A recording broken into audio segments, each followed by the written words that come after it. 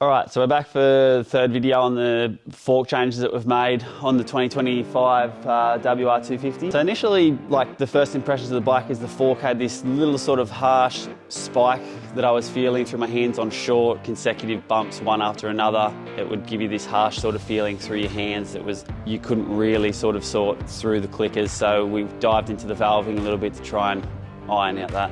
Initially I tried to add a little bit extra fork oil to it, just upon some other suggestions, so to try and pick it up. That had helped in previous models. It did a little bit with this one, but it didn't do a great deal. The compression clicker was sort of all the way out, so it wasn't really in its range where it was working any good anymore, so we decided to get into some valving changes. I bought the bike in the Power Sport Central here, basically backed off compression valving in it to just mellow it off a little bit to try and get that spike that I was feeling out of it and that harshness through the hands.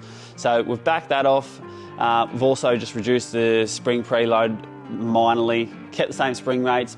I would like to try a firmer spring rate in it to see what that did, but this sort of fixed all the problems that I was feeling and gave it like a little bit more sort of hold up, but ironed out that harshness sort of thing rather than kept feeling like it was going to pack through the valving, whereas this sort of held it up a little bit more. So the other thing that's pretty crucial on the bike is the fork position. I like to run about 6 mil through. Anything more than that sort of gives it a little bit more of a nervous feel. Anything further through the opposite way just lengthens it a little bit, doesn't want to sort of tip in and turn as well as it should. So the nice thing about this is that we haven't thrown a great deal of parts at the thing. Like, it's got the standard spring rate, everything's fine for me. It's just as I sort of started to push the fork on a test track, it was giving that little bit of harshness through the hands. On the trail, everything was pretty good. It had nice initial plushness, everything like that. As you sort of started to go quicker and quicker, the fork sort of started to pack, and that was that harshness that I was feeling. So that's positive that there's no expensive doodads in there or anything like that, and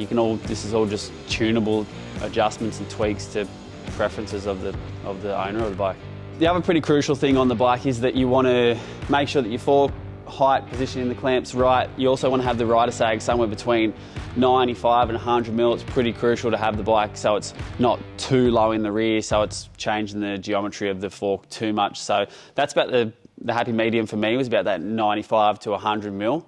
All right, so we're coming up sort of like 4 or 5 months on this bike now, about 40 hours in. I've had a really good time riding it. I always love making the adjustments. What I love about this platform is that it's always in the ballpark, and everything you do is not really a wrong direction. It sort of might be a bit of a sidestep. It might not be the right way, but it's such a good bike out of the box, so it appeals to a lot of people in that way. You just sort of make these little touches. You don't need to throw a great deal of money at the bike to get it great. These are all just sort of feedback and mods that we're doing along the way to try and improve it as well, power-wise and usability. But it's such a great bike. You can tune it through the app. You can monitor all that stuff, your servicing and everything, and and the suspension's really good as well. So great package. I'd have no issue buying one for myself.